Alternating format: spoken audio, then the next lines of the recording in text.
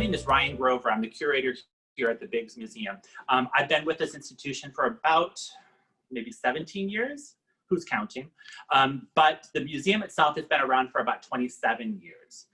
This institution was founded by a guy named Sewell C. Biggs, who was from Middletown, Delaware. Really born and bred in Delaware his entire life. His father's side of the family were plantation owners and peach growers, politicians, lawyers, from the Eastern Shore over to sort of the Dover, Middletown area. And then his mother's family were an older sort of British colonial family that had come through New York and New Jersey. But they had been around for a really, really long time. Sewell had dedicated himself principally to philanthropic work for most of his life. He studied law, but never practiced law. He also studied architecture, architectural history, but philanthropy and collecting really were his main vocations. The Biggs Museum of American Art is located in downtown Dover, Delaware. We're right part of the Legislative Mall, the part of the sort of historic core of Dover. And like I said, we've been here for about 27 years. The museum is, if you haven't been here before, the museum's composed of about 25 galleries. And Sewell's collection, while he was still alive, was sort of set up on a timeline basis. So every gallery that you go to is another probably 20, 30 years up that timeline, starting at around 1700 and moving up into the present. So we start in the early colonial period, furniture, some paintings, ceramics, silver, other kinds of metal objects. And then as we get further and further along, we emphasize a lot of the period shifts, sort of stylistic shifts of a lot of our decorative arts collections. But then we also start talking more and more heavily about painting and sculpture, and really talking about the development and the flourishment of the flourishing fine arts here within these emerging United States. And just to also put it into context, and you'll see this a little bit today with our presentation, we deal with a lot of really early materials, but really the 20th and now 21st century collections are probably the fastest growing segment of our collection. Today, you're probably wondering where we're standing. Where are we? Where are we? So we are on the museum's second floor. This is Gallery 9, and this is referred to as the Rococo Gallery, or the American Rococo Gallery. Many of you will sort of have heard the style term Chippendale. This is the period of American history just before the American Revolution. And this gallery is surrounded by some of the most sumptuous, labor-intensive forms of furniture and silver production that ever existed in the United States, as well as some really early American colonial portraiture, which we'll take a look at today. So first of all, I would like to congratulate OSHER for getting through a semester, getting through a digital semester. Congratulations, as we have also pivoted, as this is the new catchphrase, here at the Biggs Museum. All of our programs, the ways that we share our educational programs, a lot of the ways that we share our exhibitions are also online right now. So we really do understand just how difficult and intensive an experience that is. So I really congratulate you for getting through that semester. I hope you have a really good rest of the little sort of summer break before the next semester starts up. But we've been asked to cap your experience in the digital world of OSHER with a kind of curator's favorites tour. I've selected 6 objects that really sort of constitute some of my favorite things right now at the museum. That changes almost daily, but these are things that I was really sort of drawn to, things that I've been sort of researching, things that I've been talking about publicly, and things that I'm just really delighted to be able to share with you today. They represent some newer objects to the museum, but they also represent some of Sewell's, our founder's interests within the museum as well. So you get a nice sort of mix of gifts and purchases and different things that we've been able to bring into the collection. If you enjoy this kind of programming, if you are down with this, if you are having a good time with getting on the Zoom platform, doing tours of this nature, maybe sitting in on PowerPoint lectures, or even doing sort of like hands-on workshops through the Zoom apparatus, I really, really recommend that you become a Biggs Museum member now.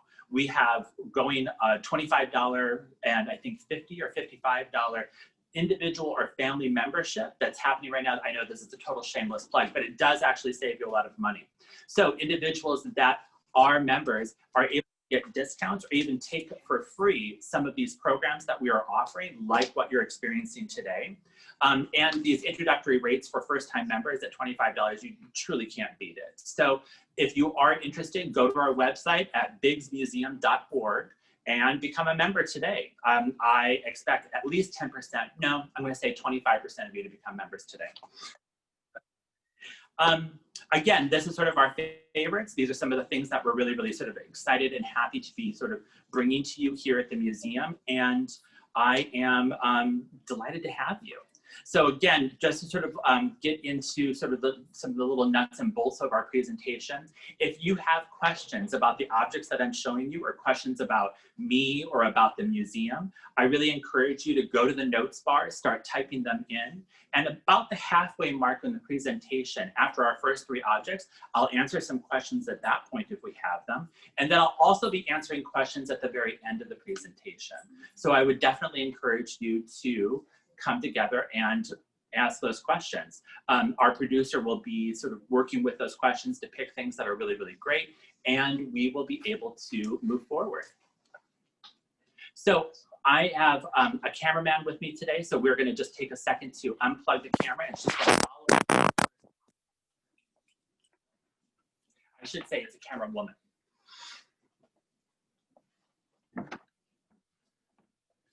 So a lot of the objects that we're going to see are going to be on easels because I brought them into the collection or into this portion of the collection from various areas of the museum. But this one is actually installed because it always lives here. This is a new portrait that came to us just a couple of years ago from the estate of Henry Horsey. So this was sort of a planned giving. This gentleman he was a descendant of the woman that we see here. He is he's a descendant of the Ridgeley family of like Annapolis and Dover. And this is Mary Wynkoop Ridgeley. Mary Wynkoop Ridgeley was born in 1744 and she lived until only 1772. So she was really only 27 years old when she passed away. This work, the painting that you see here, was created by a guy named Charles Willson Peale. And Charles Willson Peale, he's pretty well represented here at the museum. He is one of America's first really well-known portrait painters. He is originally from Annapolis, Maryland, was fulfilling a lot of portrait commissions within the Delmarva and Chesapeake areas before he was sent really to England to be able to study with a guy named Benjamin West, also an American who was an expat and then moved to England so that he would be able to sort of pursue his own sort of artistic career there. Charles Willson Peale did study with Benjamin West, and then he came back to colonial America and set up shop in Philadelphia. And he became one of the best known portrait painters of that colonial period. And one of the great things about Charles Willson Peale is that, number one, he started America's first art museum in Philadelphia, the Peale Museum. Examples of his own portraiture. There was stuffed animals, like taxidermy examples. They also had a giant mastodon skeleton in this museum.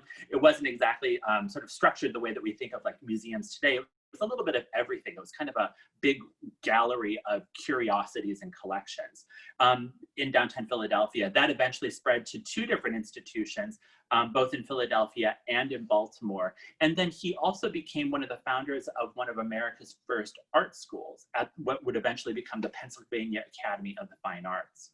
But this portrait that we see here with Mary Wynkoop Ridgeley, she was married to a guy named Charles Ridgeley here within, he was a doctor, I believe, and they lived right on the Dover Green, sort of a central park space, a 17th century sort of park space in a market square, really a crossroads at the center of Dover. The Green is still there. It's one of Delaware's most picturesque areas, and it's literally just around the corner, like out the back door of the Biggs Museum. the Ridgeley House, which is there, dates to, I think, about 1724 or 1726. And this painting, after it had been painted, had never actually left the house. So it was gifted to the museum when Henry Horsey had passed away, and it come to the museum. It was in a remarkable state of preservation. We had to do very little conservation to this painting. And we were really, really delighted to be able to say so. And I'm going to ask Natalie to get in a little bit closer so that we can take a quick look at the frame, because the frame is remarkable. It's really, really beautiful. We believe that it is original. Hi, Ryan. This is Kristen. We have a request to please repeat the name of this portrait for us. Oh, sure. Absolutely. This is a portrait by Charles Willson Peale of Mary Wynkoop Ridgeley. And so this portrait, the frame that's on this portrait, we believe is original to the piece. And it's just really, I can't tell you how rare it is to be able to find these two things together.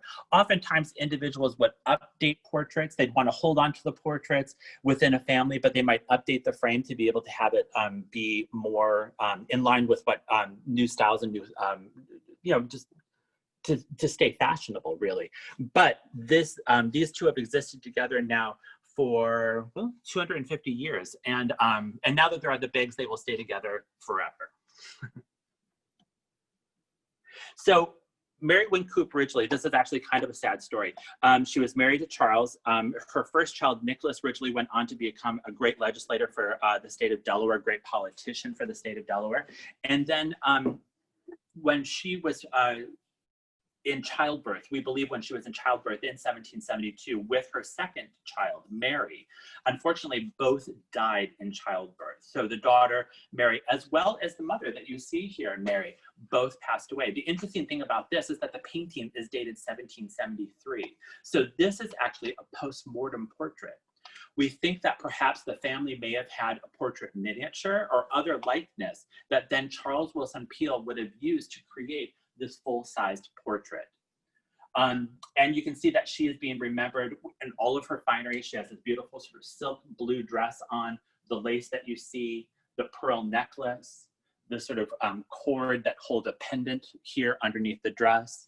The hair is swept up into this sort of lace bonnet. And she really is being sort of commemorated or memorialized in all of her youth and also all of her wealth. She was clearly a beauty, and I can only imagine how, what an impact her passing must have been for this family.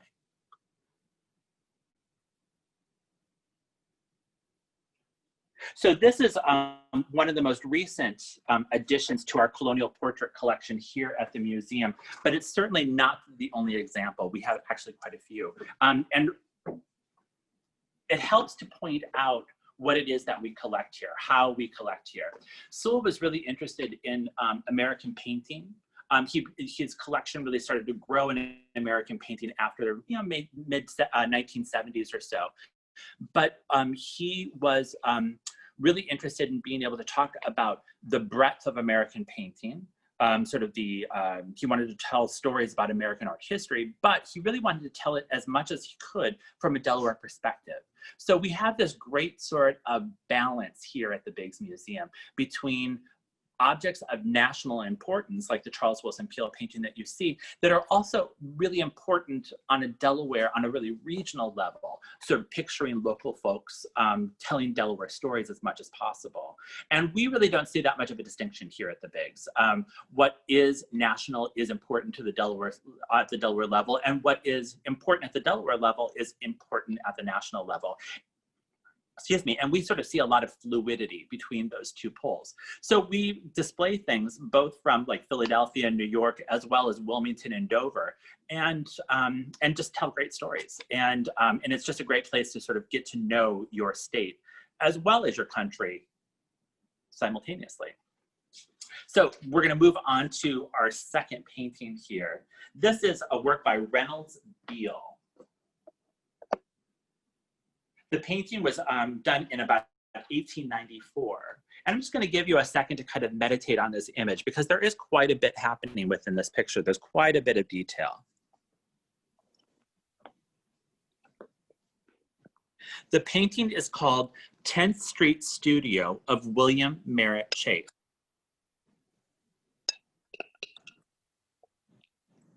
As a reminder, I ask everybody to mute their screens.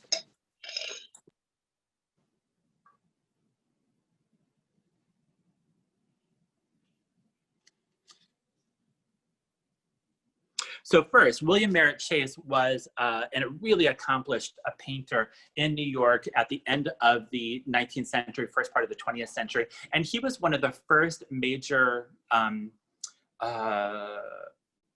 supporters of plein air painting and eventually of Impressionism here within the United States. He had a very sort of worldly view of painting, and he was really prized for this very, excuse me, this very sort of cosmopolitan approach to, or influence upon the American painting scene.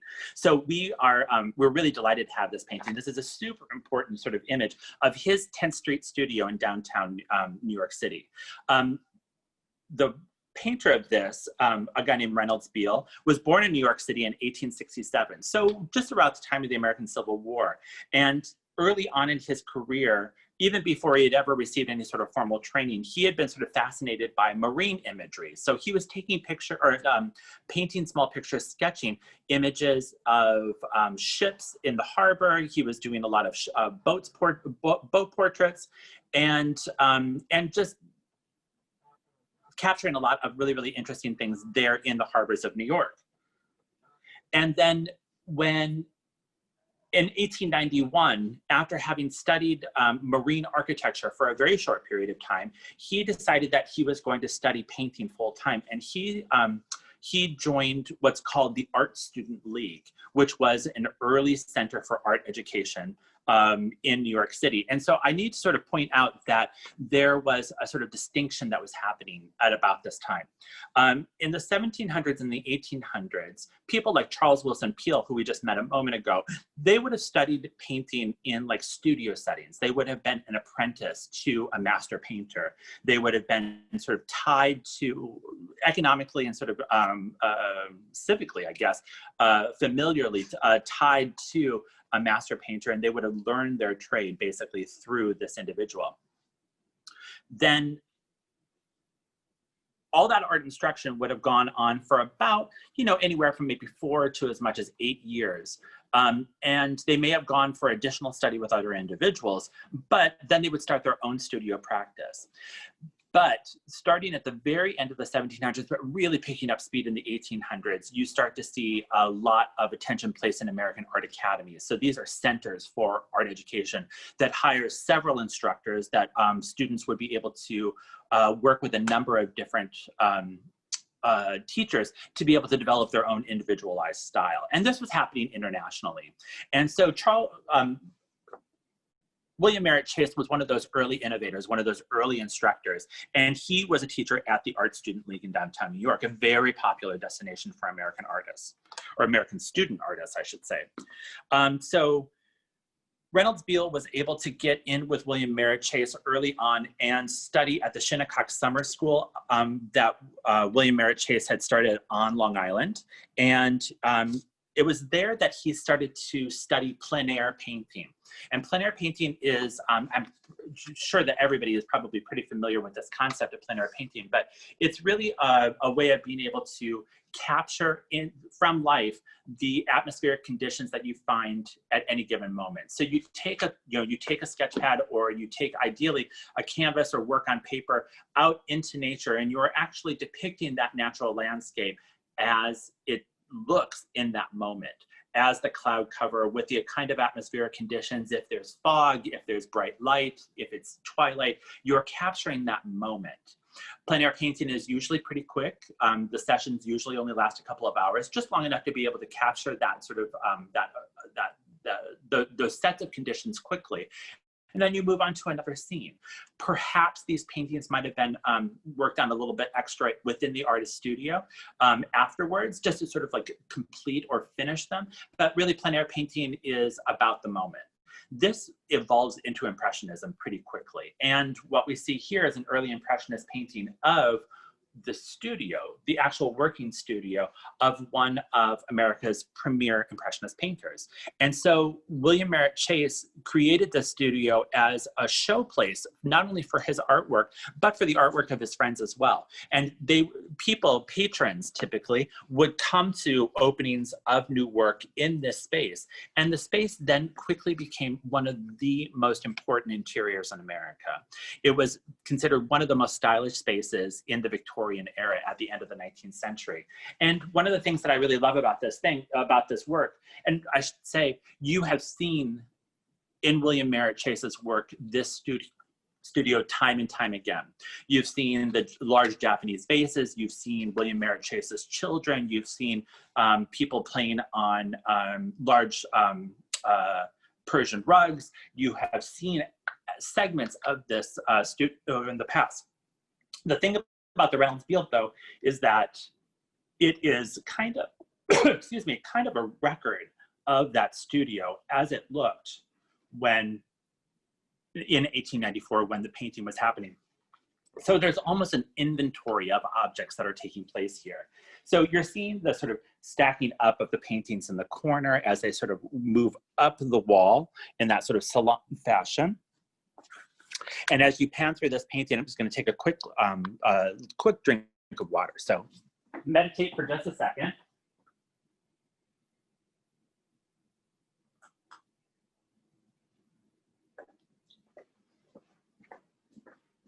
I'm back and refreshed, hopefully. And so not only with those collections of paintings that you see sort of artfully arranged on the benches and up the walls, but then you also see, you know, the Japanese umbrella, and you see this weird sort of shield hanging, holding this tarp that covers the seated area behind it with a set of chairs and couches. You also see this arrangement of art objects on this little Italian cabinet here in the corner, a Japanese screen in the corner. And so it really does sort of demonstrate that kind of international attitude that William Merritt Chase brought to the American art scene. And at the same time, really sort of plays with this very Victorian notion, or this very Victorian aesthetic about artful assemblages of objects. So it's not necessarily just that you collect, but then that you are able to bring those collections into this wonderful sort of assemblage, this sort of coordinated aesthetic experience with your objects throughout the interior. So interestingly, Reynolds Beale was much more interested in landscape painting. He's remembered now more as a landscape painter. And when you look him up online, you'll be able to find lots of examples of his paintings pretty much throughout the mid-Atlantic, but especially the sort of New England areas. And he really did very much sort of carry on William Merritt Chase's interest in plein air painting. So we're going to move on to our third object now. And this is actually a small set of objects that came to the museum through two cousins here in the Dover area, June Hedges and Connie Wallig. They were descendants of a guy named Gouverneur Emerson. Not governor, but Gouverneur is his first name. Gouverneur Emerson was born here in Dover at about 1795 or 1796 and lived until he was 1874.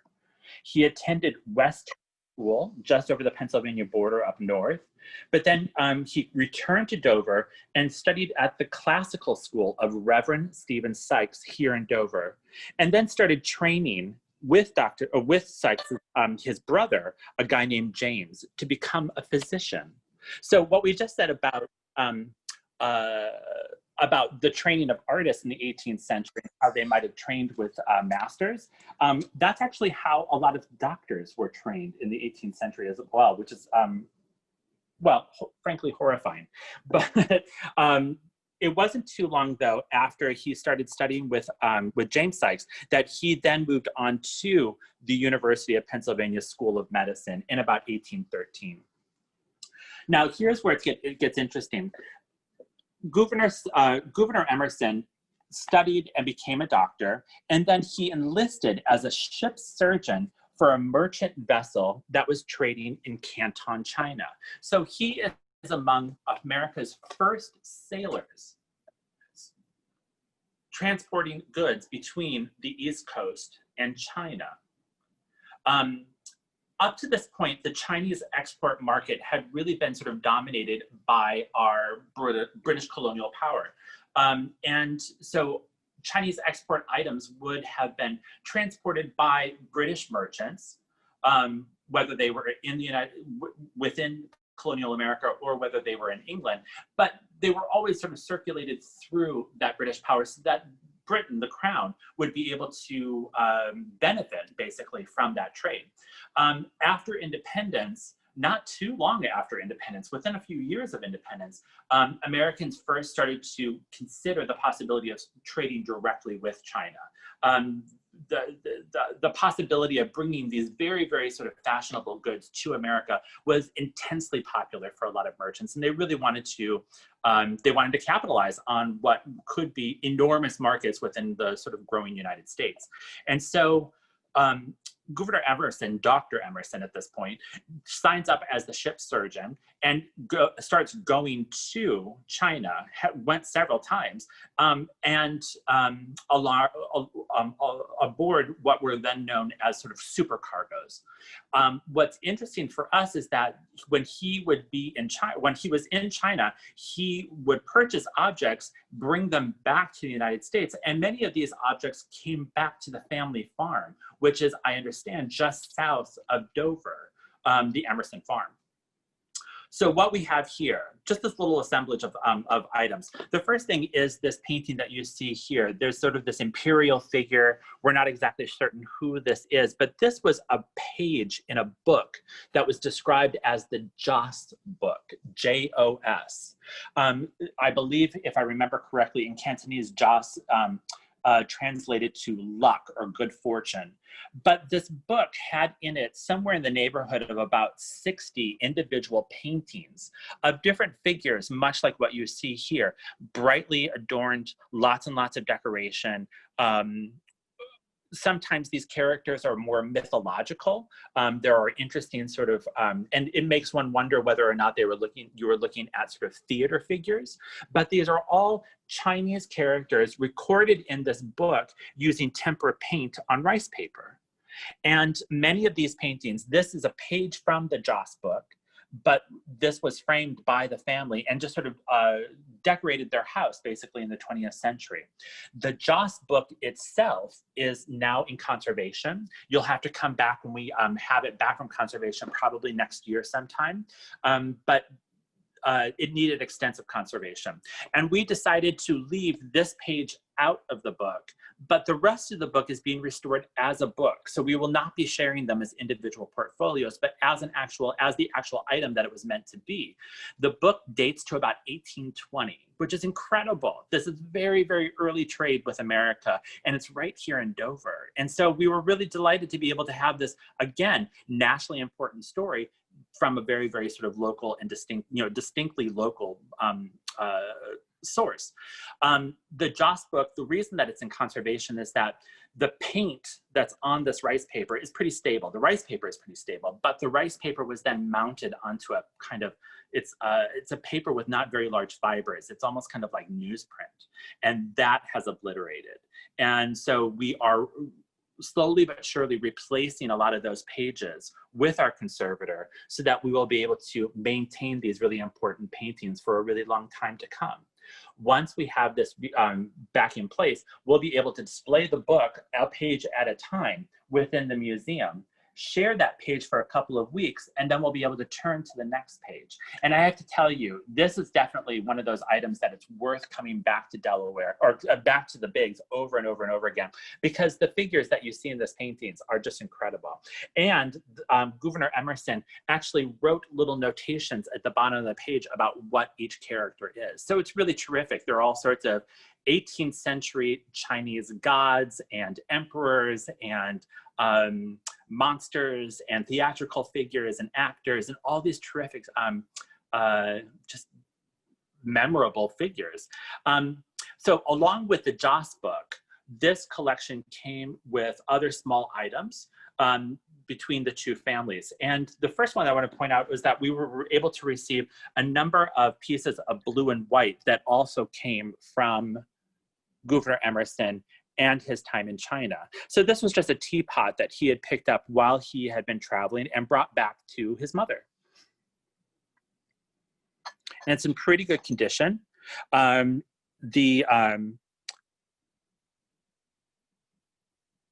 and white china was really sort of dominating the export market. So there was a lot of blue and white china. You can find it in antique stores today for really inexpensively. But what makes this really important to us is that we know when it was purchased, approximately when it was purchased, and exactly which family it came from. So again, it sort of ties us locally. And the last part of this gift, which was sort of astounding to me, was this this pile of silk that had been recorded within this jar.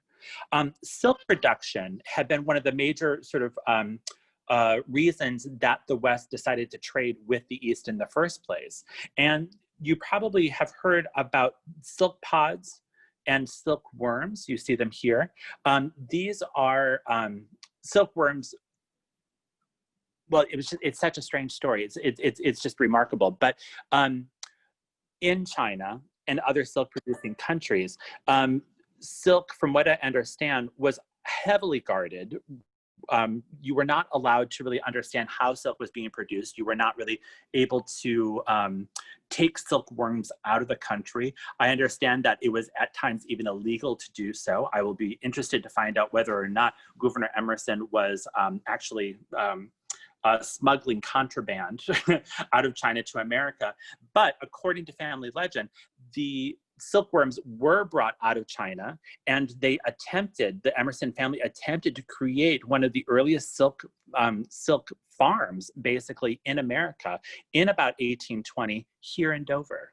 Unfortunately, they did not know and did not have the mulberry trees that are necessary for worms to eat to produce the silk. So I think it was a relatively short-lived exercise, but we do have these small, these woven fibers, spun silk thread.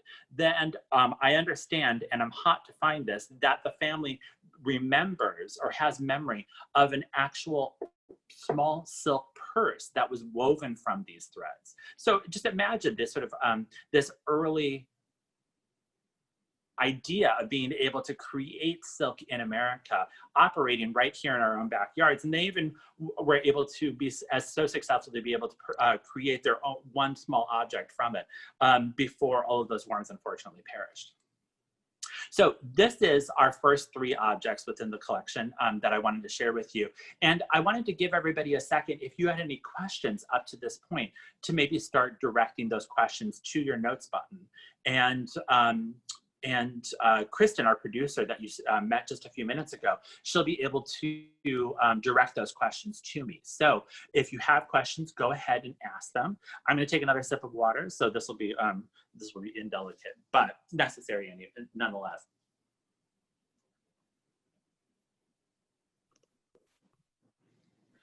Ryan. Yeah. This is Kristen again, downstairs. And we have a couple questions coming through, both about the Bigs itself and some of the artwork. So I'm going to go ahead and start with some of the artwork related questions. Sure. First and foremost, since you were just talking about our Chinese work, there's a question about the Chinese painting in that the paper itself looks textured. Is the paper textured, or is that sort of a painted design happening in the background?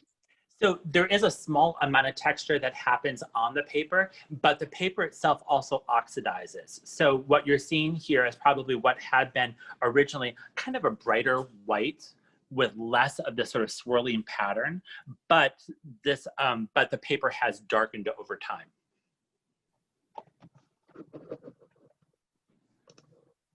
When you actually look at the Joss book, because so much of that rice paper has been sort of locked away in between those pages, so you're not going to see that same kind of darkening of the background.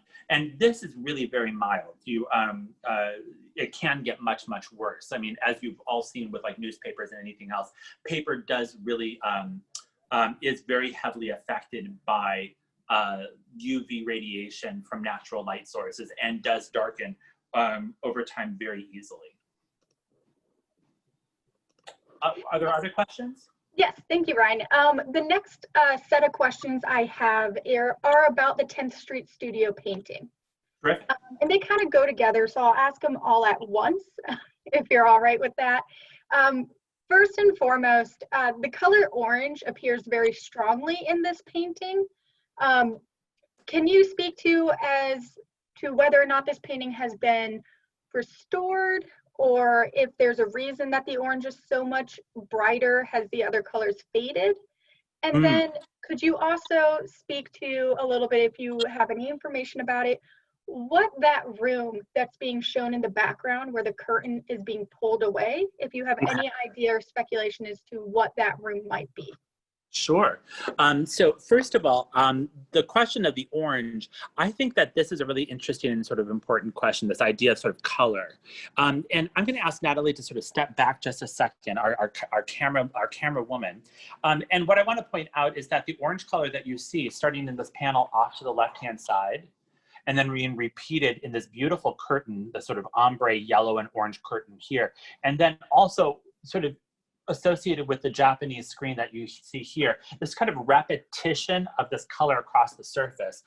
It causes you to, as a viewer, for your eye to move back and forth between the rhythm, the sort of rhythmic placement of these colors. And so you get to this sort of almost sort of striping between these bright fiery colors and then this cool paneling of the wall. Bright fiery color, cool paneling. And it causes you, it's a sort of a compositional tool that a lot of artists use.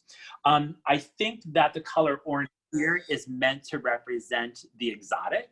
I think that it has sort of a symbolic value within this display.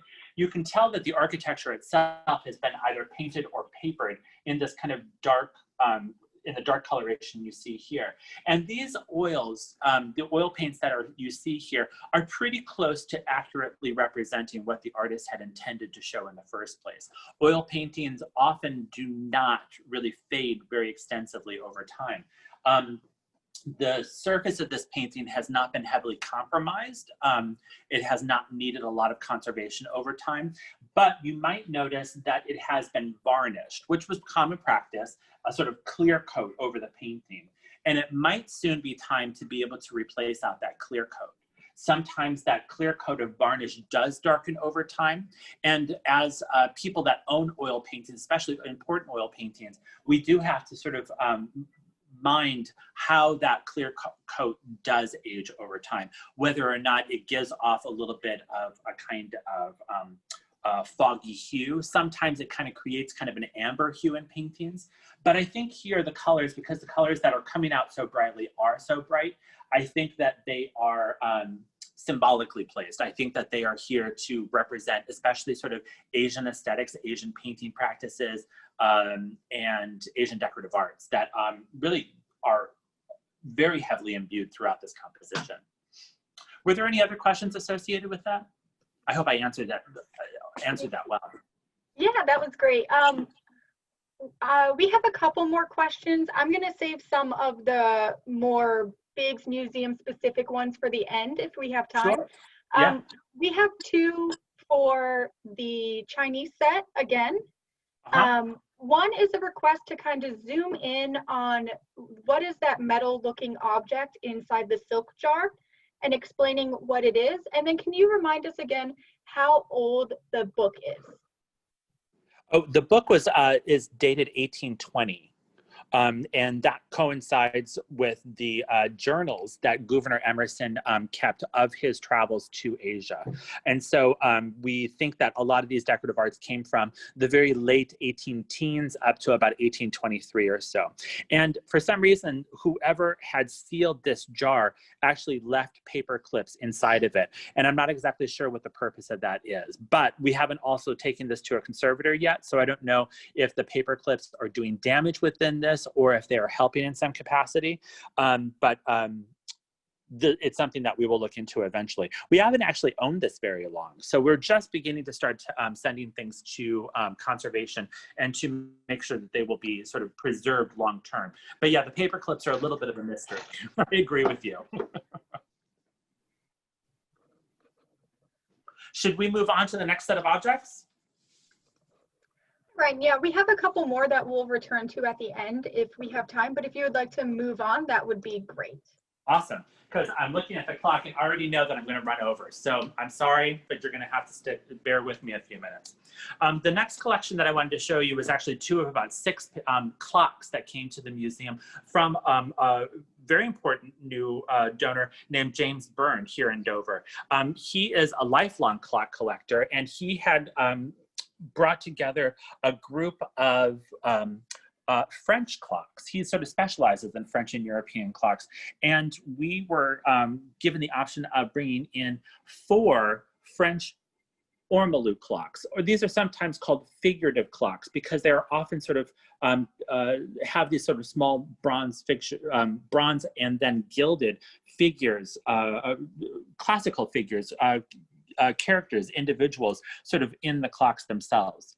These clocks started being produced in France at the end of the 1700s, and the first ones came to America in response to this new American emerging nationalism. So some of the earliest clocks that came to the American market feature individuals like Benjamin Franklin, who was very celebrated in France, George Washington, also a big figure in France, but the ones that we see here are more of a classical nature. So we see this kind of, I think right now you're looking at a scene of navigation. And the clock that you are looking at right now is marked de Matulewicz et Fils à Paris. So a gentleman by the name of Mattu, M-O-T-T-U, and Sons of Paris. And it's mid-19th century. The smaller clock is about 1830. And it is marked Soulier à Toul on the clock face. The French had excelled in sort of clock production early on, so you see wonderful sort of French, not only French table clocks, what you see here, but also a lot in French watches. These were slowly at first during the colonial period, but after the American independence, almost kind of flooding the American market. So you see a lot of these happening. So these will be going to conservation soon. The surfaces should be a much brighter gold.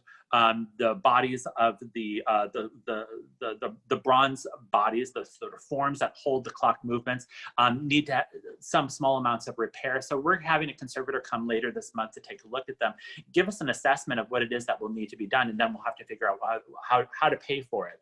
But these objects will eventually be on view in our Empire Gallery. So that's furniture and paintings, mostly of the Philadelphia market, from about 1825 to 1850. And what's really fun is that these clocks, even this very large one, were meant to be displayed under large oval domes. So imagine this on a small pedestal, and it'll have this glass dome covering, which we have to replace because unfortunately none of these domes almost never survive with their clocks.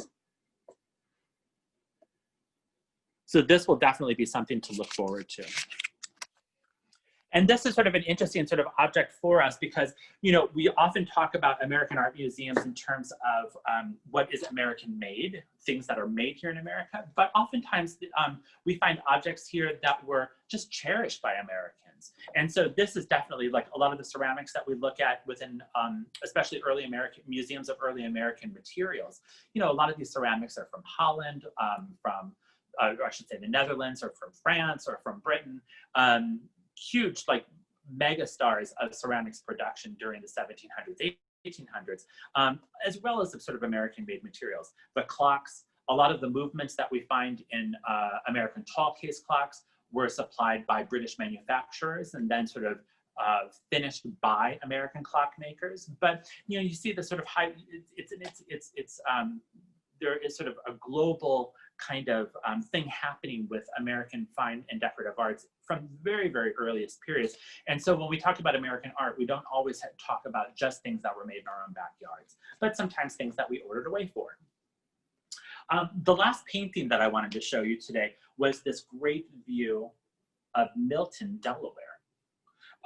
This is a work by, get my notes up here.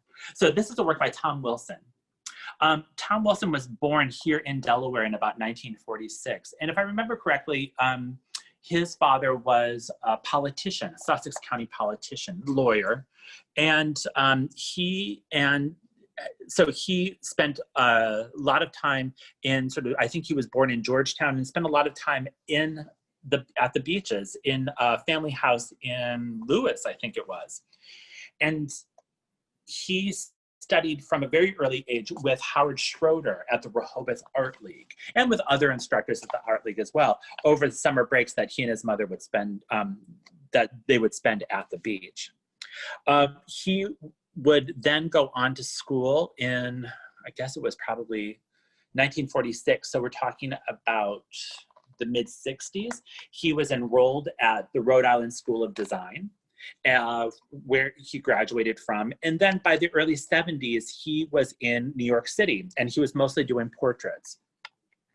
He talks about having done a couple of art fairs during that time frame, but never had sort of gallery representation during that period.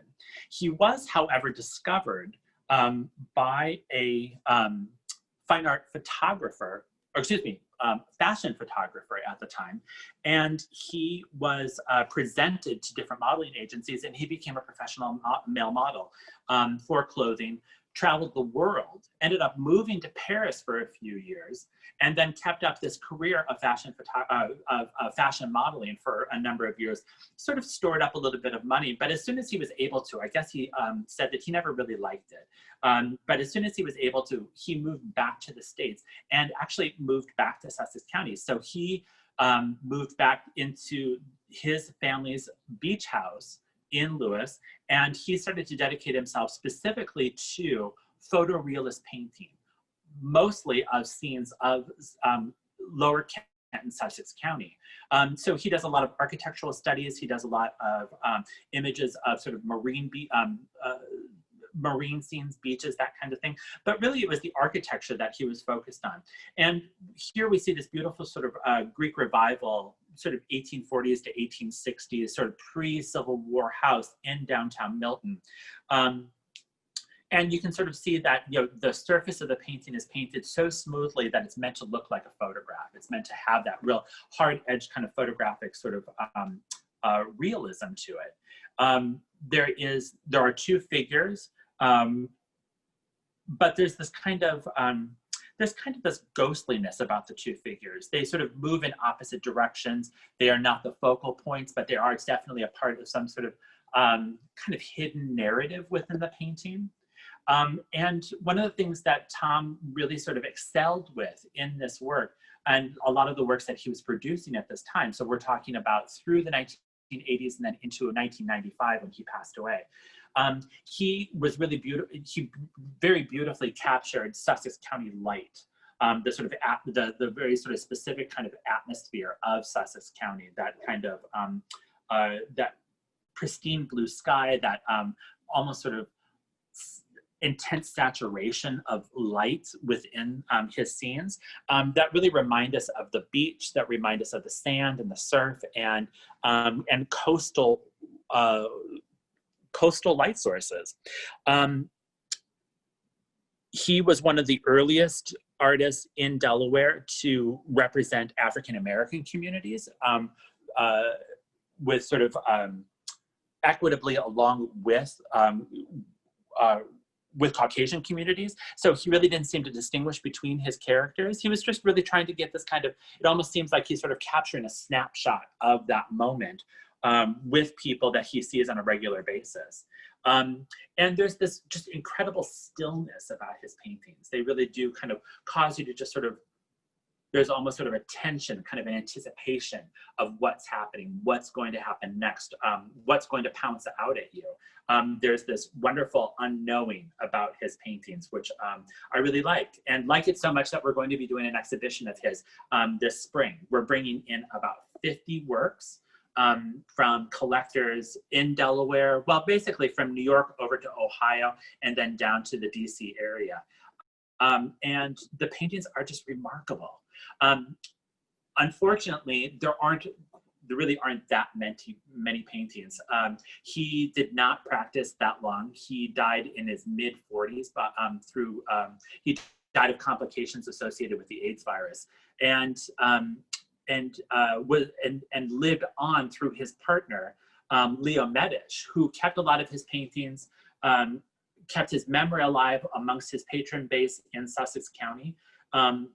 But unfortunately, Leo also, a few years ago, died of his own complications to the AIDS virus. And so that collection that Leo had sort of held together then descended to his relatives and was sold out. So it's really important, I think, at this moment that we sort of capture this really sort of delicate moment where original patrons of Tom Wilson's work are still with us to be able to share their memory of him so that we can recreate that community of support, that sort of patron base around Tom Wilson, and record their firsthand sort of experiences with the artist, and at the same time sort of help to contextualize this artist within the sort of larger idea of American art before these works start selling on the open market again. We want to imbue knowledge into this art scene about this artist. And so this is anybody's first real retrospective about this artist. We're planning to produce a catalog of it and a couple of essays, a little bit of information about the rise of photorealism in the 1960s, especially 1970s, but also about the rise of gay artists and visibly gay artists and the work that they were producing during this time frame. And of course, having that all be sort of a Delaware story. So our last object today is something that is very near and dear to me. It's a relatively new chair that came to the collection just a couple of years ago. And I love this chair because I've been doing a lot of research. I've been thinking about this chair really too much. It's one of 5 chairs. It started off as a set of 12, and it was produced in about 1795. The chairs were created for a family called the Hardcastles. They owned a plantation on the eastern shore of Maryland near the town of Goldsboro. The plantation, and I understand that the plantation house is still there, although I have not visited it yet, but it is called Castle Hall. The chair was produced in the town of Odessa, and Odessa at the time was called Cantwell's Bridge. And it was produced by one of Delaware's best known cabinet makers of the Colonial and early Republic period in 1795, a guy named John Janvier. Now, John Janvier was a descendant of French Huguenots that came through Philadelphia and settled in northern Delaware in the end of the 1600s. So I think he's like the 3rd generation of Janviers within the emerging United States. What was really interesting for us is that, you know, as Delawareans, we think about the work of John Janvier and this cabinet maker really all the time. He was one of those rare country cabinet makers that was selling to the city. So from his little workshop in Odessa, he would make these remarkably beautiful objects, often very simple objects, and he would sell them to markets all up and down the eastern shore, into Philadelphia, even as far away as Baltimore. And so what's interesting about this chair, though, is that John Janvier died in the year 1800. This is one of the last known sets of objects ever created by him. And it was an object that was created in his workshop about the time that he was known to have enslaved African workers. We don't know the names of these African workers. We don't even really truly know what they did within his house. There are no records. There are no records of their names. There are no records of how they were utilized within the house. However, I've done a big study just recently about the ways that enslaved people were being utilized within houses all over the American North. We have this, I think that, you know, history, texts, and our education system has really emphasized the of slavery, the economic process of slavery in the American South, especially plantation slavery of the South. And we have these sort of preconceived notions of enslaved workers toiling for cotton or toiling for tobacco under the heat in agriculture, and that happened a lot. It definitely did. But what my research has come to point out is that enslaved individuals were definitely agricultural workers, but they were also sailors. They were also boat builders. They were unskilled laborers within cities. They were skilled laborers within cities. And they were also working within the home. And I remember one statistic that said that 40% of all enslaved Africans in the United States from the 1600s up to the end of slavery, for over a 250-year period of time, 40% of them were in cities. And in the North, we often lose sight, I think, I certainly did, of the fact that slavery was really, really heavily practiced all throughout New England and the Mid-Atlantic region, well into the 19th century. Here in Delaware, slavery wasn't abolished until 1865. So looking at a chair like this of a cabinet maker gives us this really great opportunity to start thinking about all the individual hands that may have been responsible for different aspects about this chair. And we start to think about what about this chair may have told us that it could have been, that enslaved hands could have been contributors to the success not only of this set of chairs, but also to the other objects that were being created by Janvier. And at the basis level, you can say, well, enslaved workers, servants, would have freed up Janvier and his apprentices to be able to create furniture. So they didn't have to dedicate themselves to food production or household goods or things of that nature. But in a small operation, it's hard to think that one or two enslaved individuals would have only been utilized in the kitchen or in the house garden. They had to have been used for a wide variety of purposes. And so we feel like we can talk really openly about the possibility that these enslaved hands were also at work within the workshop in some capacity. One of the things that I really argue in my research about this is that the simplicity of this chair is really only produced with a handful of tools, 2 different kinds of saws, 3 different kinds of molding planes, and the different kinds of chisels and awls that are needed to be able to create sort of mortise and tenons, sort of joinery that help hold the chair together. But there is not a lot of specialized decoration like carving and other kinds of techniques that would cause an individual to, that would necessitate specially trained individuals. What I'm arguing oftentimes with my research is that this chair could have been made by any number of different hands. And in a workshop that we know that was dependent not only on the sort of master's workmanship, but also the workmanship of his apprentices and potentially of his enslaved individuals. We have to sort of rethink about what authorship means and what and who we give credit to for these objects. So that is the 6th and final object of my sort of demonstration today, my display. So let me ask if there are any more questions that I might be able to answer. Ryan, first and foremost, the chair that you were just speaking about, can you remind us what is the type of wood used in that chair? This is a mahogany chair. Black walnut, locally produced black walnut, was really sort of used very heavily throughout the 1700s up into the 1750s, 1760s. And then after that period, and as we get closer to the revolution, we start, because we've depleted so much of the local walnut supply, we start to depend more and more heavily on imported mahogany. And a lot of that mahogany was coming from places like Cuba, and then eventually from the northern tips of South America, Honduras, that kind of thing. Wonderful, thank you. We have a couple. Oh, really quickly, can you repeat the name of the painter who did the photorealistic painting behind you? His name is Tom Wilson. He was born in 1946 and he lived until 1995. Wonderful, thanks. And then I have some questions for you, a little bit more about the Biggs Museum itself. Yep. First and foremost, can you tell us a little bit about who Biggs was and why we have this collection? Sure.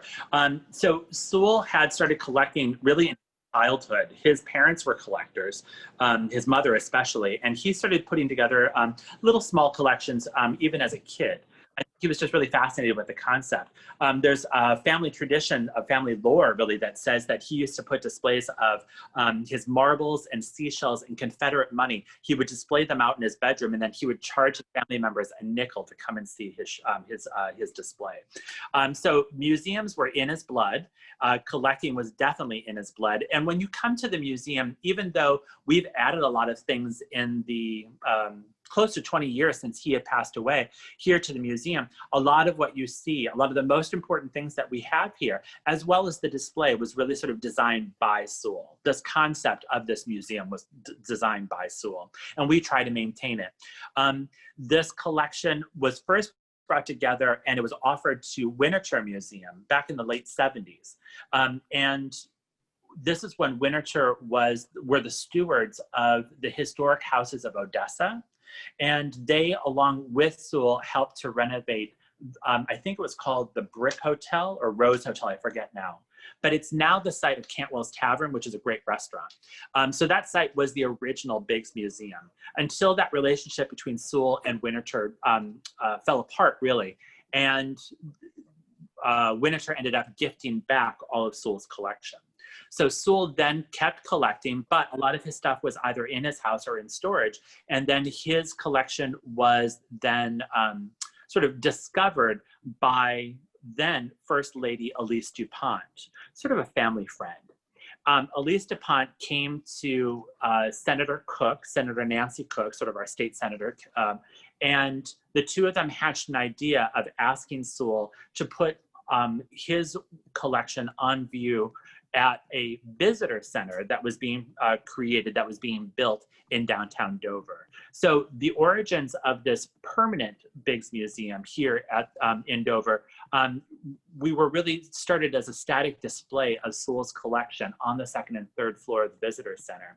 And then in around 2010, we were offered by then Governor Markell the use of the entire building. The visitor center was relocated to the new archives building, and we've been killing it ever since. We've had sort of changing future exhibitions program, public educational programs, lots and lots of public entertainments and events that we go like into schools and different kinds of auditoriums and stuff and give information about, you know, kind of what it is that I'm doing right now about the museum. And that's been very strong for almost 20 years now. But so to answer that question, that very short question with a very long answer, you can thank Elise DuPont and Senator Nancy Cook. They are really the ones that got the ball rolling on this and got the legislation to help support the creation of the visitor center and the sort of the curation basically of this collection here in Dover.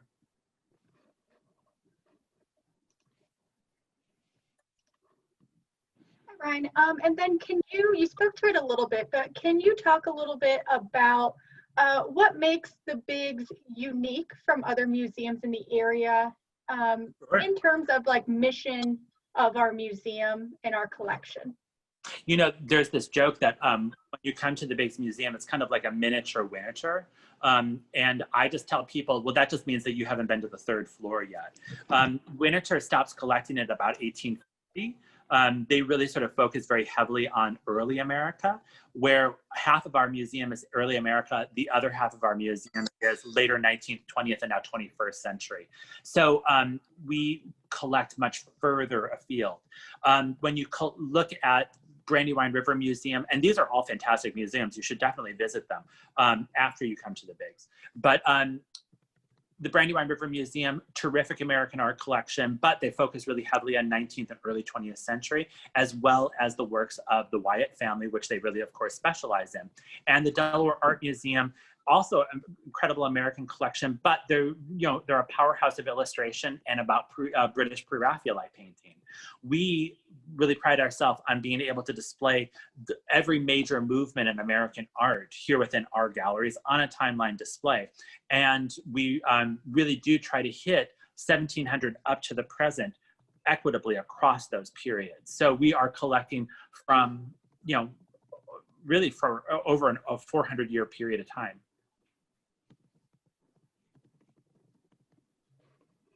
What else can I say?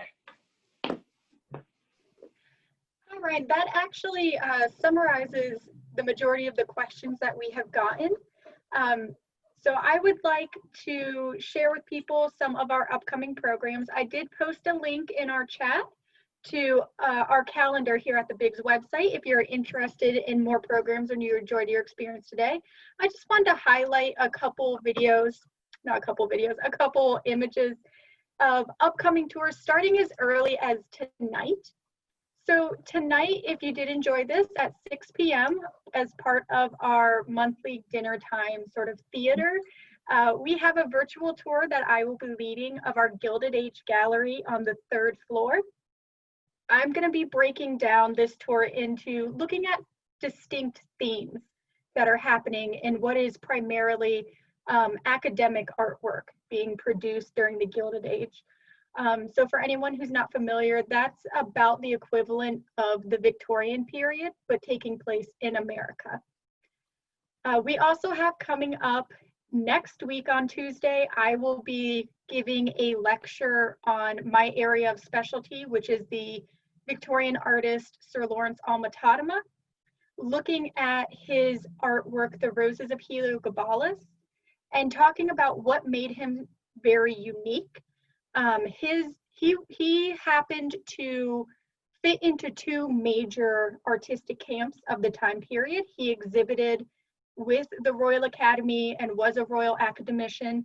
He also had a Merit of Honor for architecture because of the distinct reality of his paintings, as well as being the only artist that also exhibited at the Grosvenor Gallery, which was the home of the aesthetic movement, which is diametrically opposed to the academic arts. So kind of looking at what made him so unique. And that will be next Tuesday.